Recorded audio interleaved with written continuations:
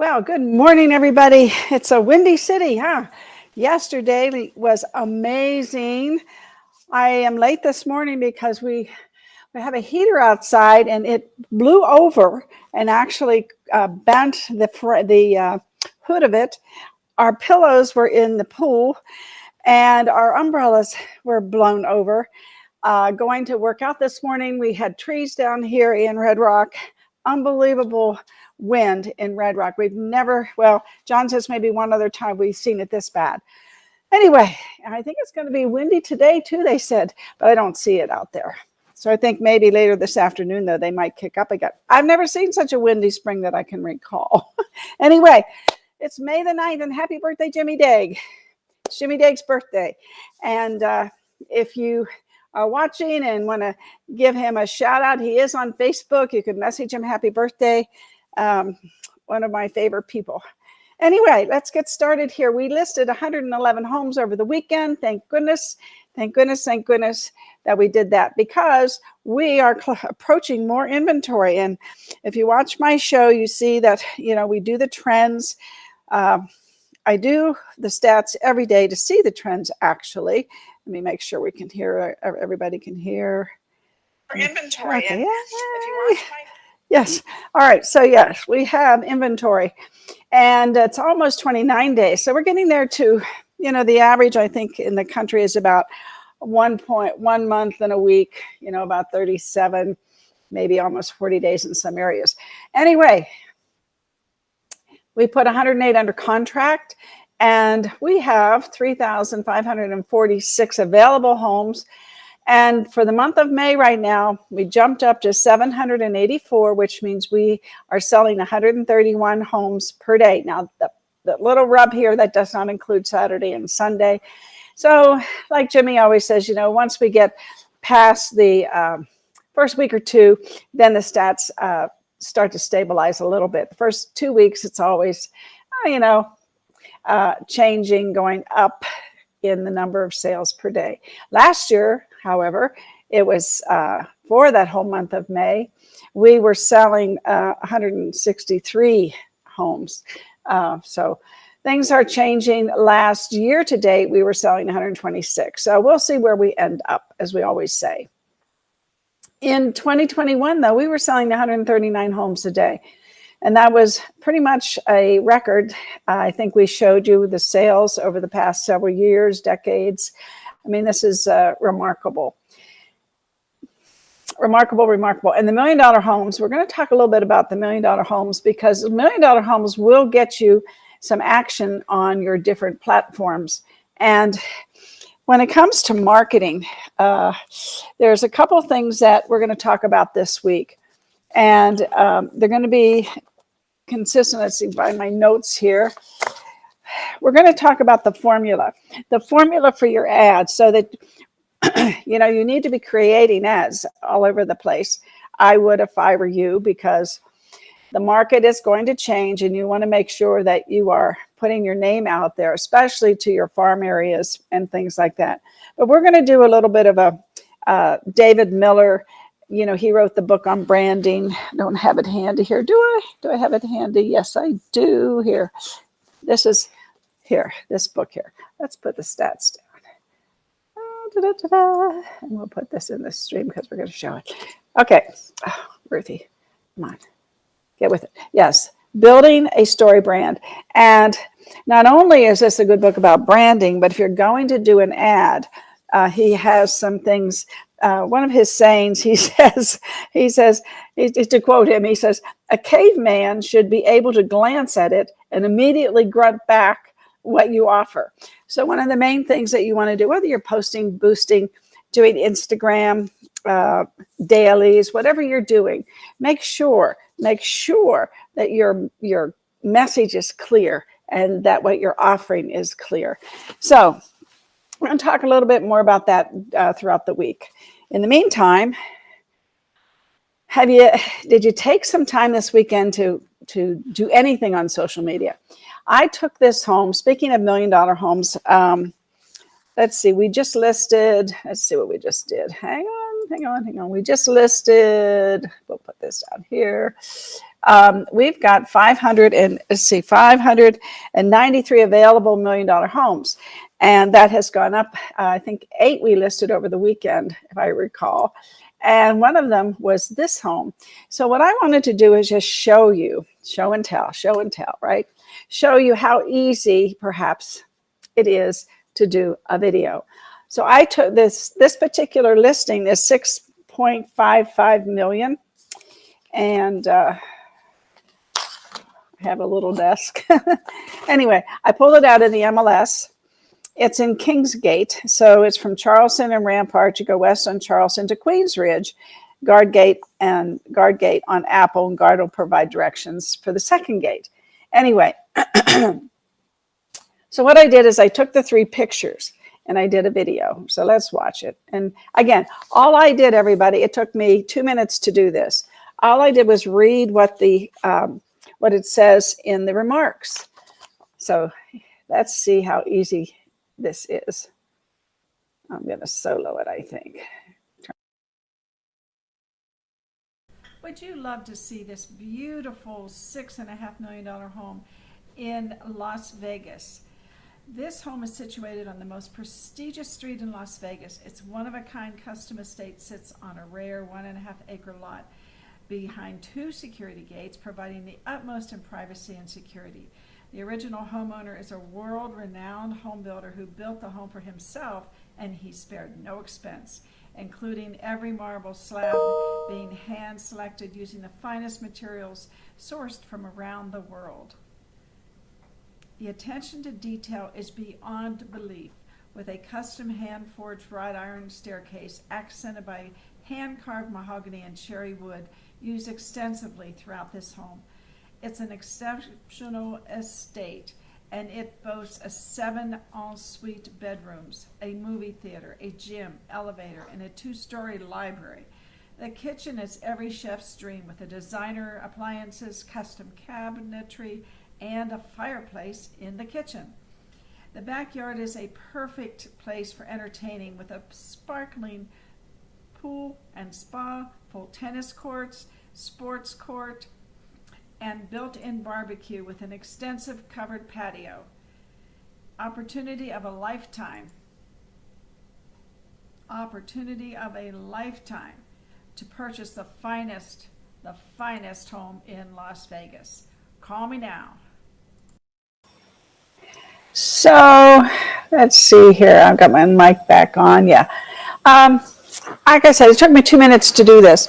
Now, what I've showed you before is how Glenda Baker in Atlanta goes to Zillow, and she actually does the Zillow, shows the Zillow and talks about what the Zillow ad's saying as she's flipping through the pictures. Now, this particular home only had 3 pictures, so I wouldn't necessarily pick it.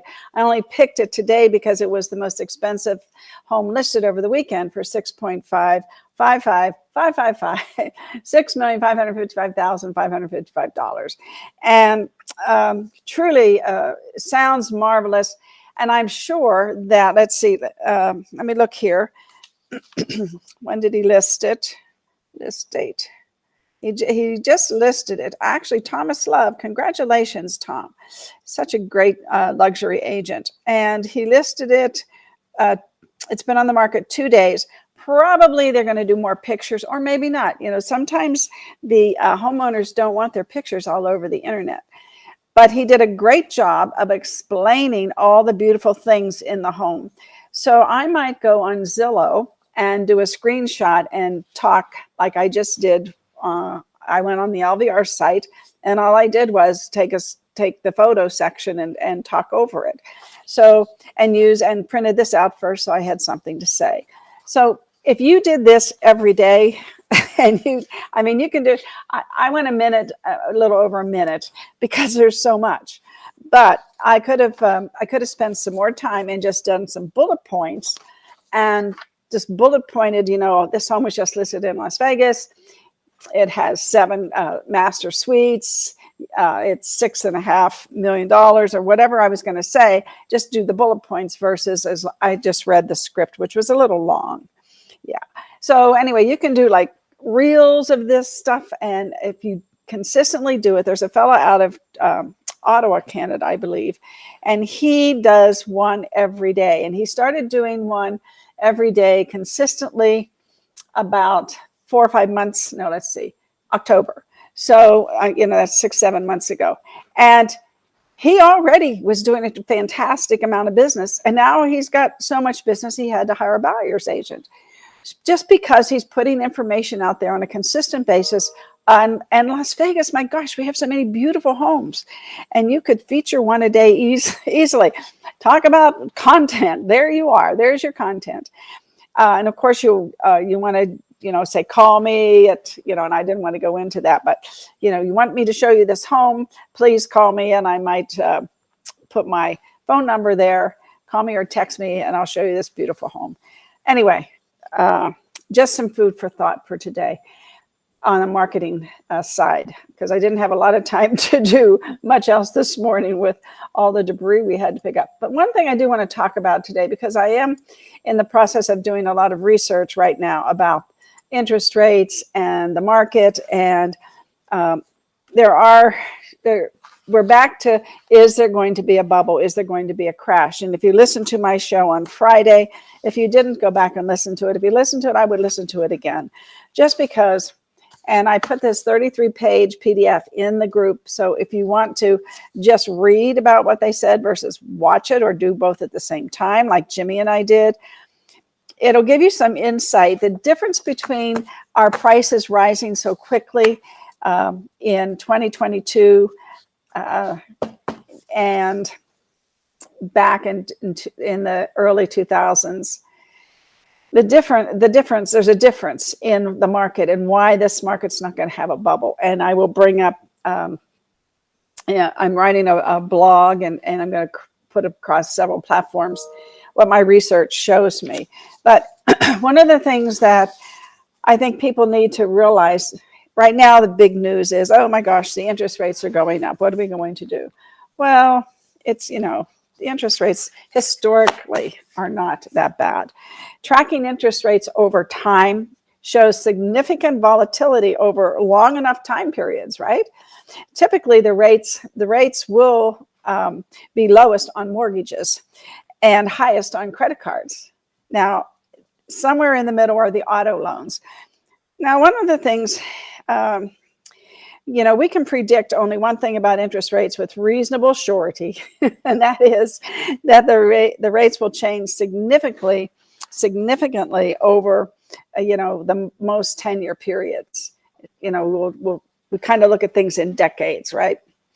And mortgage rates have fluctuated from a record high of 18.45% in October of 1981. And I happen to have been in the market in that exact year to buy a townhome. And I was not going to pay 18.45%. I was making, good money back then. I was single and, had the world by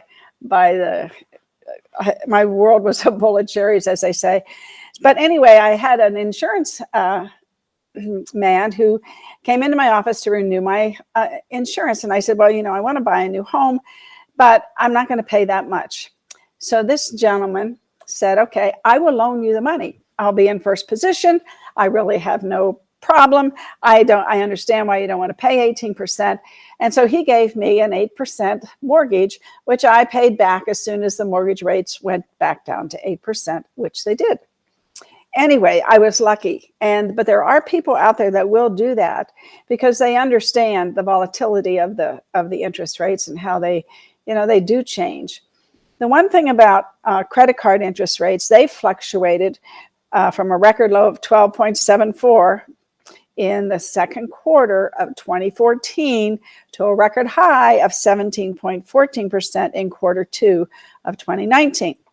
Now, that doesn't mean, I had some credit cards that were like up 21% at a time when I think I forget what was going on, and we had a lot of mortgages, I think. But anyway, so they saw us as a risk. Because interest, the credit cards don't have any real hold on you other than if you don't pay them, then it affects your credit score. A mortgage, they have collateral. An auto loan they have collateral, even though mortgage, for the most part, I know we had the Great Recession, but for the most part, over time, the homes appreciate. But for the most part, over time, automobiles depreciate. So that's why the difference lies there in the middle. And mortgage rates are starting to climb, in April, but they're still historically low. And credit card interest rates are unlikely to fall significantly as well because of the inflation. But tracking interest rates over the last 51 years, with data that I got from Freddie Mac, it shows that the last decade has had the consistently lowest rates, with every single month average remaining under 4.5% on a 30-year fixed rate mortgage. Now, while rates have been climbing, from their record-breaking average low of 2.68 in December of 2021, we are still seeing very low mortgage rates compared to past decades, like we were just talking about. Like from 1971 to 2002, rates never dropped below 6% and fluctuated from 6% to a record high of 18.45 in October of 1981, which is what we were talking about. In fact, rates maintain a yearly average above 10% for the entire period from 1979 to 1990. So, back then, people were still buying homes, right? People were still buying homes. People were still building homes. So the interest rate, yes, it affects us. Right now the interest rates are high and the prices are high. And we're going to talk a little bit, hopefully tomorrow, I can get my research done. If I can't, we're going to talk sometime this week about, how we describe why there's not going to be a crash. And I will tell you that a lot of the reasons, as you know, people were buying homes like crazy, back from 1998 till the Great Depression, I call it. And the homes were going up in value too quickly, and people didn't have equity. And then and they had the adjustable arms, they had people who really couldn't afford to buy a home buying homes. So there was a lot of factors that went into why we had the 2008 foreclosure crash, and why that many reasons why that's not going to happen again. Now, there will be a correction. And if you did listen to the show on Friday, or you did download the PDF and read it, there's lots of information in here.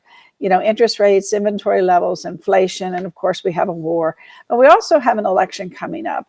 And I think that that's possibly going to impact a lot of things. Inflation, interest rates, maybe not inventory levels, because there's a big backlog of people that want to buy a home. And the price, when and if we do have a price correction, that's when we may see some inventory days of inventory going down significantly, but we shall see. I'm just, I'm reading all these things and researching all this stuff, and every once in a while I'm like, what are they saying? Anyway, I know that there are a couple guys that do a show on mortgages, and and Jimmy told me I need to watch that occasionally. So I'm so busy sometimes getting ready for my own show, it's hard to watch other people's, but I have been doing a lot of research, just like with this interest rates, inventory levels, inflation, economic state, the possible bubble, and oh yes, there's a war. And are these items all in your mind? That was the name of the show that I watched it several times, actually. And anyway, y'all have a wonderful Monday. I have got to get to work and just be able to tell the story. So we're going to create, we started Friday by creating kind of the lay of the land by a housing wire. They kind of told us what was going on right now. But let's see how we move that into the future. And I believe, Karen, I think that you went to the Buffini Mastermind, And he did have some predictions. I haven't looked at his site yet to see what he predicted, but I'm sure tomorrow he has a podcast and hopefully he will share some of that information and I'll share it with you if you don't have time to listen. I love you all. Have a great Monday. Get motivated to go out there and